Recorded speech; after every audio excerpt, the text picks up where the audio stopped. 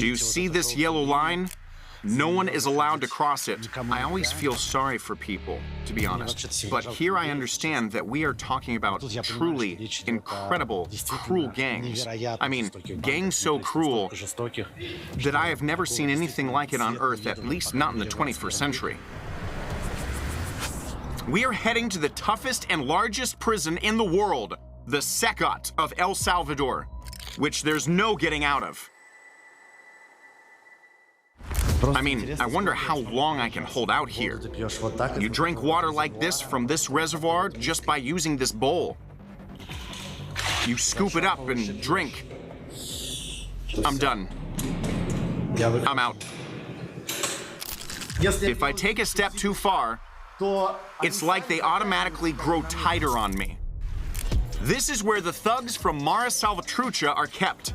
A gang that's been branded the most brutal and bloodiest in the world. The rings of military cordons begin several kilometers from the most guarded prison in El Salvador. It seems the level of security here is more rigorous than for any money storage facility or even the president's detail. I'm still picking up signal here, a few bars, but when we approach the prison, my phone signal will be completely cut off. CECOT is located approximately 50 kilometers from the capital of El Salvador. It's formerly a prison for terrorists, all of whom are acknowledged as coming from two gangs, Mara Salvatrucha, also known as MS13, and Barrio 18. CECOT, which is almost at full capacity, can hold up to 40,000 prisoners. It's patrolled by 1,000 guards, who are watched over by 600 soldiers, who are, in turn, controlled by 250 police officers, so that no one can abuse power here. CECOT was built as a completely autonomous facility, with its own electricity and water supply. It has only one entrance, but there is no exit for prisoners. We are approaching, and the feeling totally washes over you that this is not a prison, but some kind of secret, super protected military base.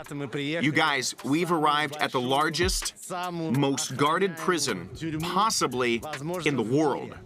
The holding place for perhaps the most dangerous people on the planet.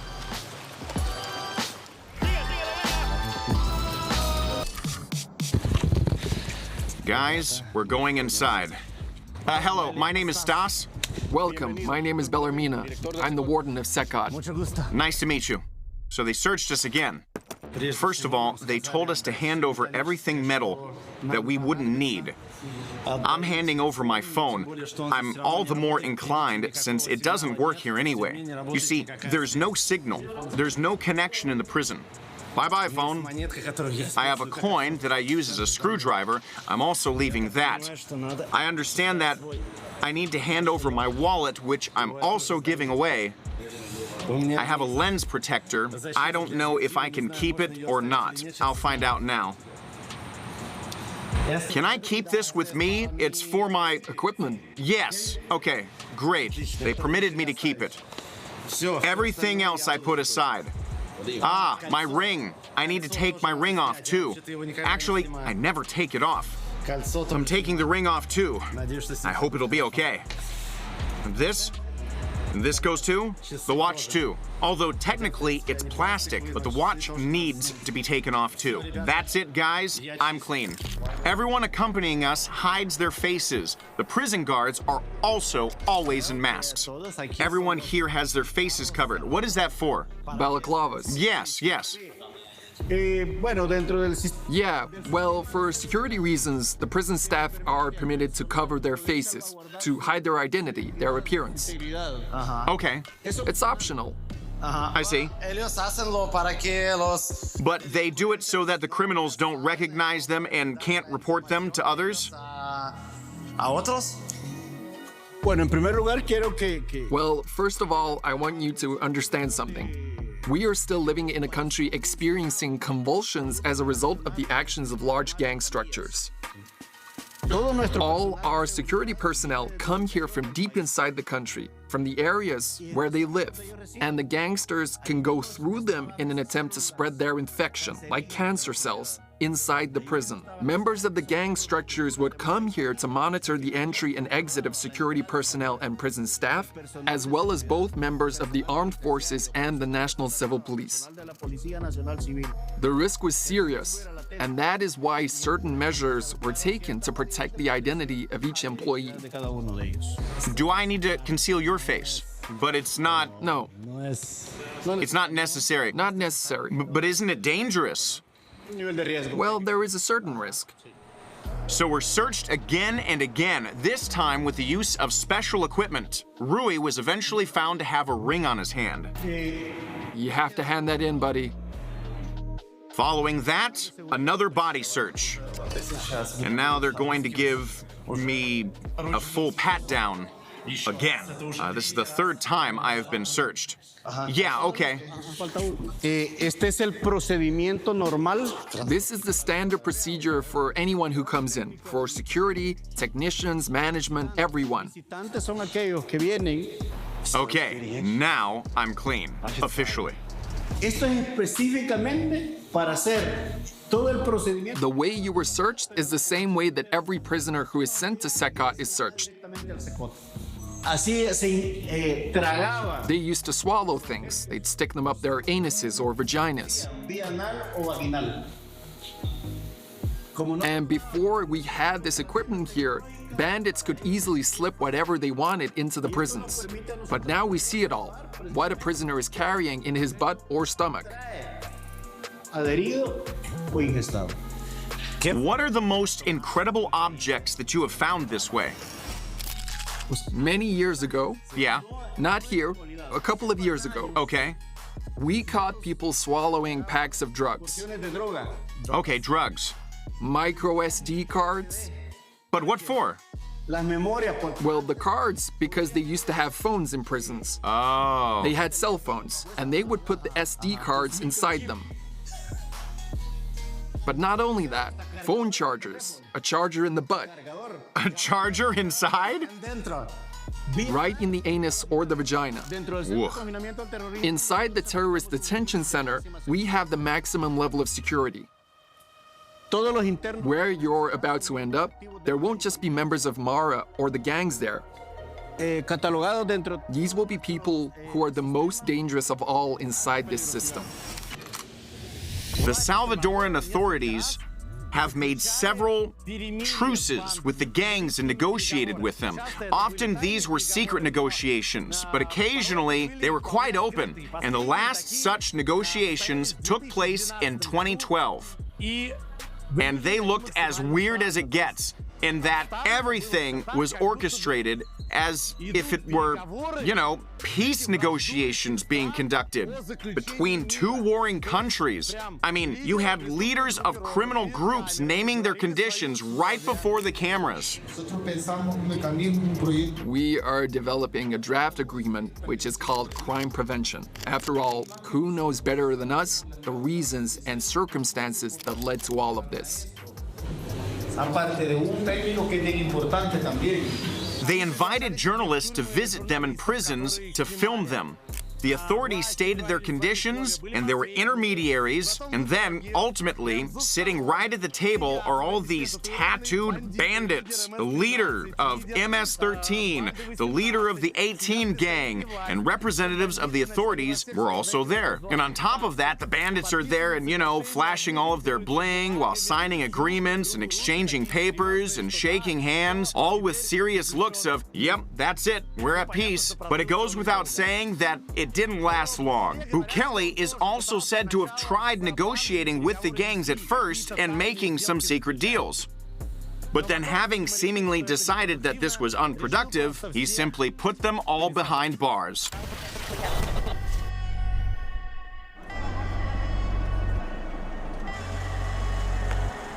Okay, you guys, we have entered the most secure part of the CECOT prison.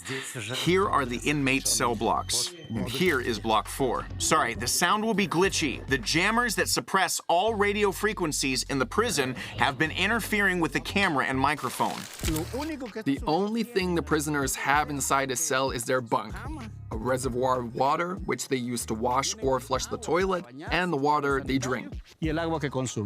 And they're never taken out of here. No, Never. never. They never see the sky. No, they're always locked up. Or rather, they are locked up for 23 and a half hours. And they have half an hour for some activities, but inside. You'll see them now. Let's go inside. So people can spend 30 years here and not see the sun? Sentences start at 20 years and up. There are some sentences that are longer than 100 years. And so we finally go in. Hello. Guys, we just walked in and the whole place kicked into gear. It was completely quiet. But as soon as the prison warden said, "Everyone on your feet," everyone stood up and started making noise. People are lined up inside the cells and looking at us. For sure, I can barely see any faces without tattoos. Practically all of their faces are heavily tattooed. When I approached the cells, the prisoners just stared at me without the slightest of stirs. None of them said a word or even budged. The tattooed faces and blatant staring evoke an uneasy feeling inside. The feelings you experience here are hard to even put into words. This is just pure, unadulterated horror.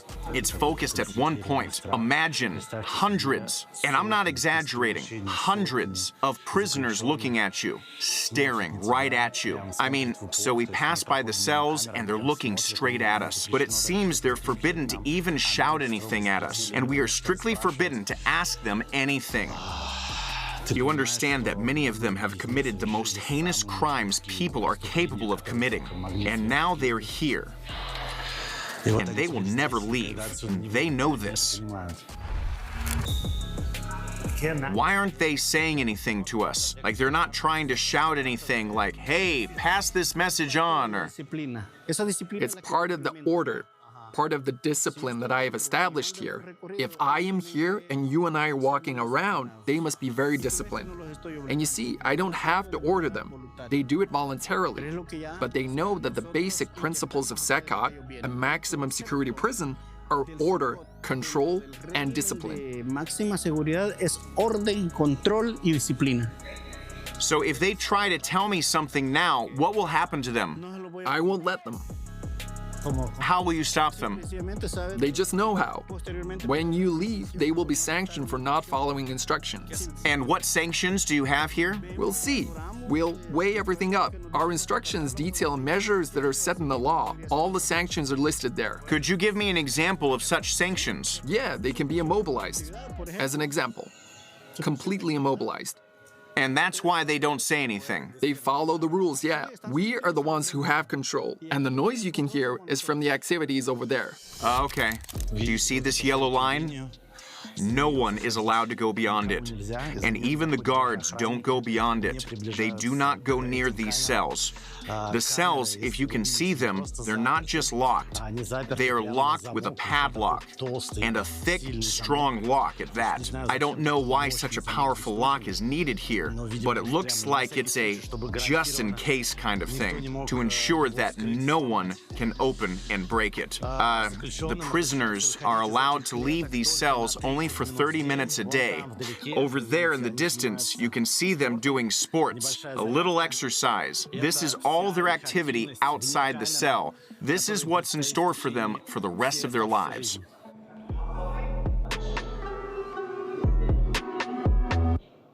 So usually in other prisons, inmates try to exchange gestures between cells to give signals and talk to other inmates. But here, that too is prohibited, which is why our employees stand and watch them permanently. So they watch them 24 hours a day. That's right.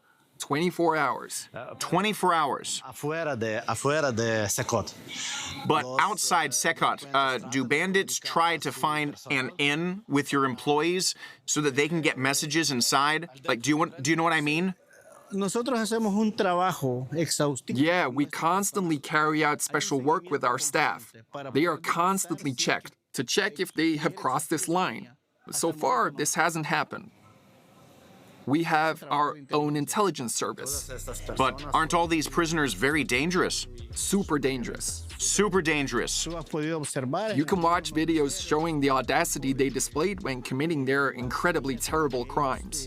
Han cometido diferentes delitos. So it's a different level.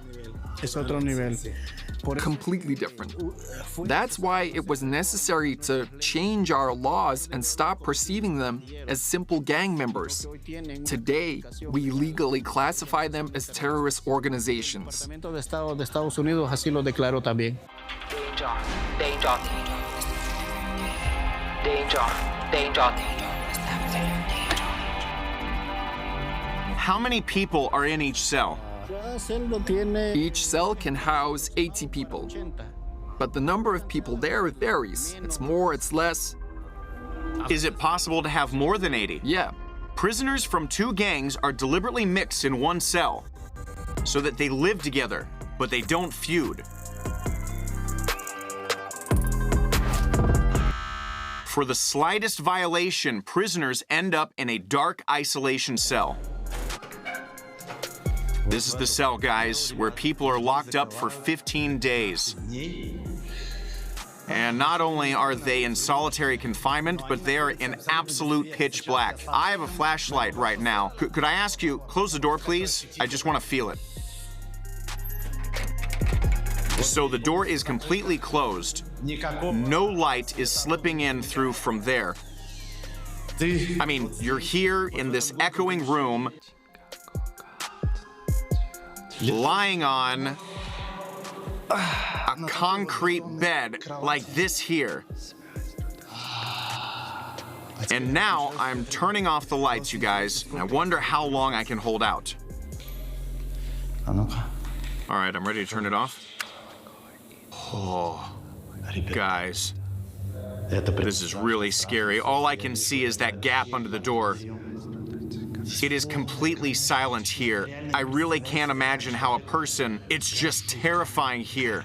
How can a person spend so many days here? 15 days without light. So I'm turning the flashlight back on, and you drink water like this from this reservoir. Just by using this bowl, the water comes here through this pipe. See the pipe through which, and you see the water comes through this pipe here.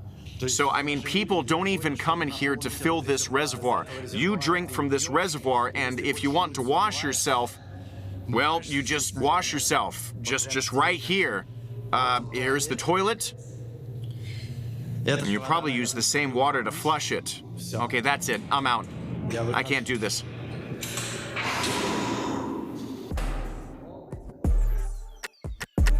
None of the people imprisoned here officially have any rights. They cannot communicate with their relatives. They cannot communicate with their friends. They cannot write letters. They cannot demand anything. Naturally, they can never leave here or even see the light of day, save for this net here, you see? They can roughly work out whether it's day or night. They have absolutely no other way to determine the time of day.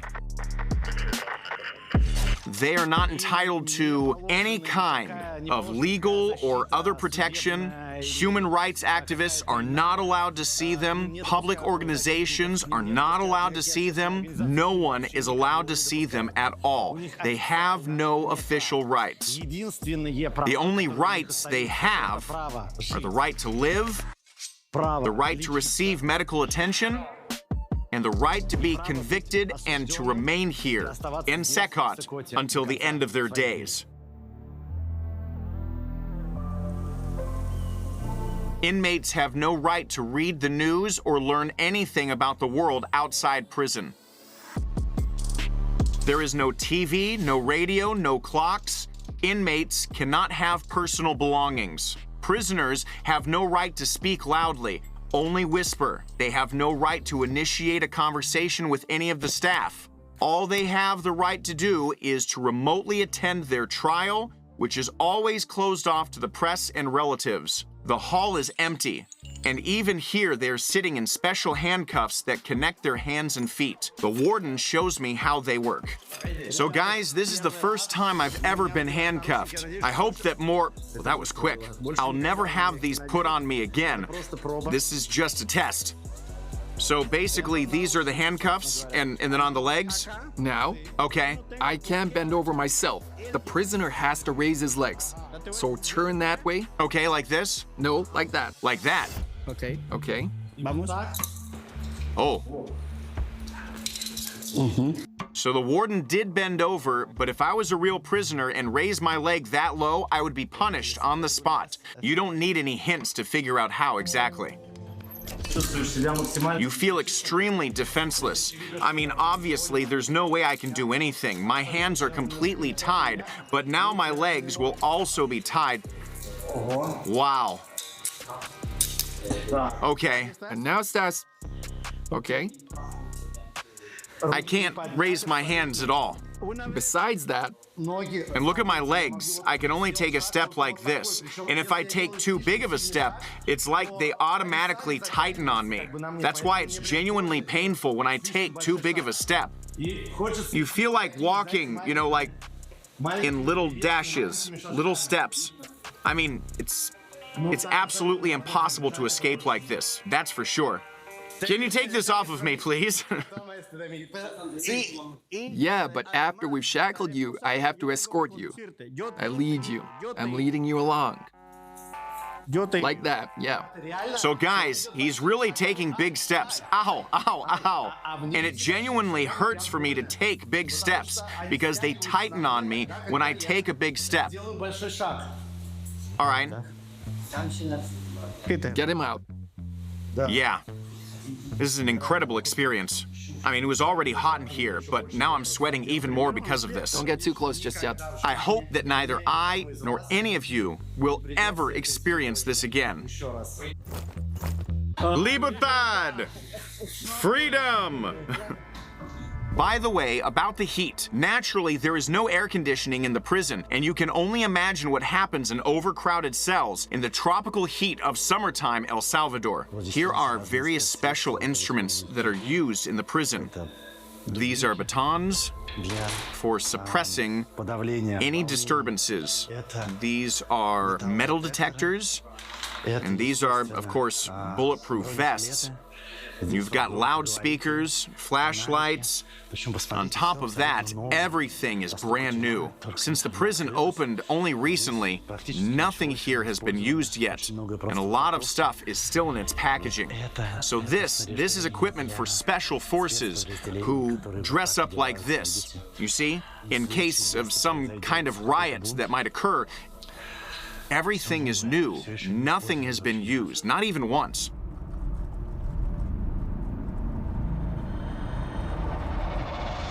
The prisoners here do not have the right to eat meat.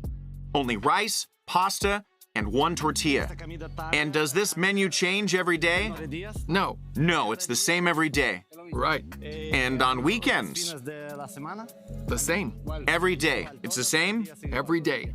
The warden offered me to try some. So the flatbread, for starters, naturally, they don't give them any utensils. So like, well, you just eat it with the flatbread. And then I'll take a little bit of pasta. Sorry. Well, the food is fine, but no protein. No meat. No red meat. No chicken.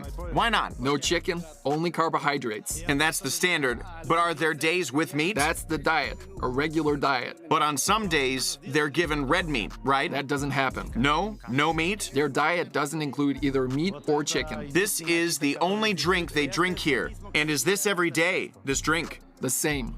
To be honest, it looks like urine sample. It's in the same kind of cup, but let's give it a sip.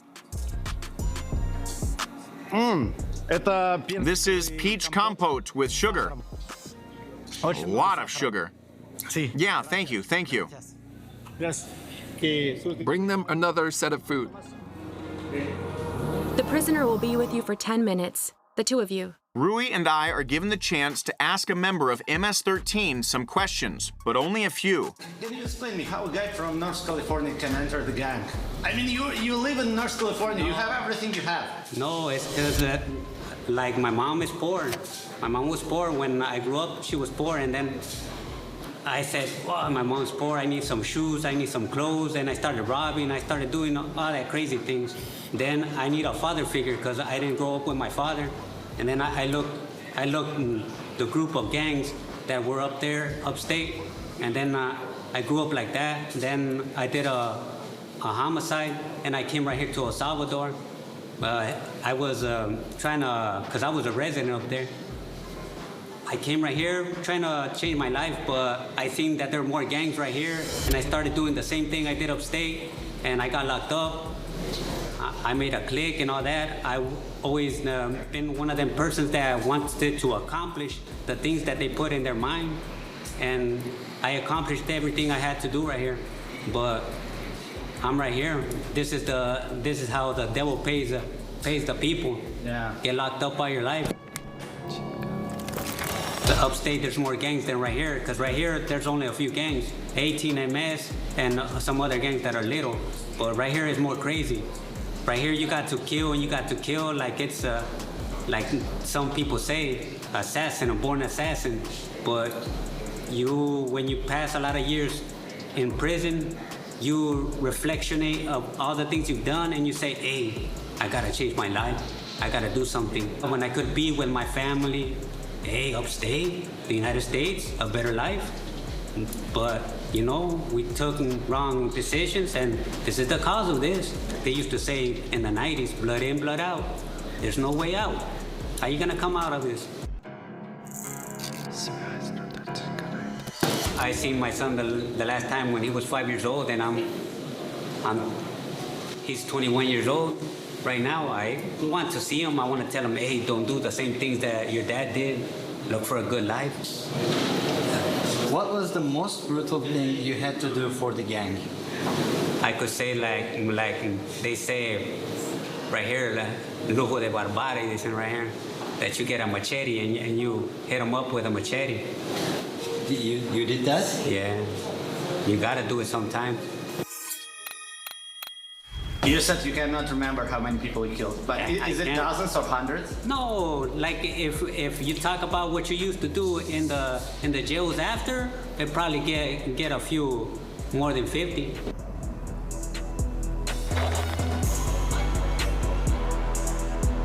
Prisoners spend only half an hour per day outside of their cells, taking turns in small groups. First, they do exercises, and then a mandatory lecture on leading a decent life with readings from the Bible and other religious literature.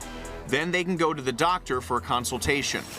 Here is a prisoner waiting for his turn to see the doctor, and you see you have to wait like this, sitting on a chair, facing the wall, with several guards standing behind you. In the doctor's presence, the inmates remain shackled and under a guard's supervision, but most often they're provided medical aid right through the bars of their cell. They're given some kind of cream. For some reason, everyone needs this cream. Okay, so, excuse me, he's rubbing it all over himself. The guy rubbed himself, forgive the details, between his legs. And for some reason, there are lots of them here smearing themselves with this cream. Perhaps it's chafing because of the heat here. It is incredibly hot here, you guys. I'm just dripping wet. Later, I was told why the inmates line up like this when they see the cameras. This is their only chance to show themselves to their relatives who don't even know whether these people are alive or not. What are you feeling after you visited? Well, I feel something like there are these people who have committed horrible crimes, but they are close to my age, like they are in their 20s or 30s. So when I see their future as blank, their future is hopeless, I feel kind of bad, but also I try to remember that they have committed horrible, horrible acts. It's such a pity that they have ended up in here. Some some strange feelings after visiting CECOT. Mixed, I would say.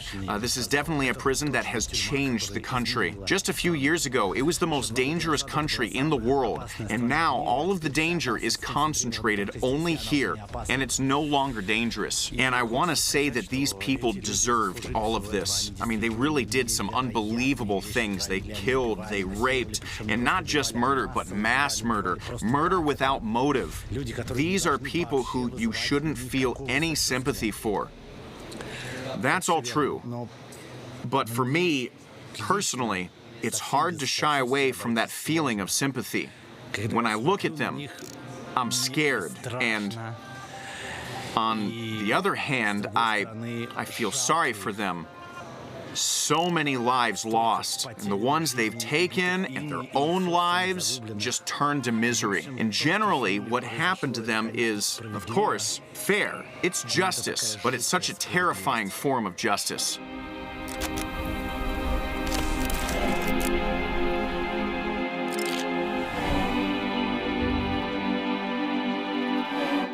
And what do you think about such justice? Do you think that among the people hastily incarcerated in CECOT, there could be innocent people? I'd be happy to talk to you about this in the comments. I'd also be delighted to get some likes. And yet to come, we still have a second episode about El Salvador. I mean, just look at all this, guys. Check it out.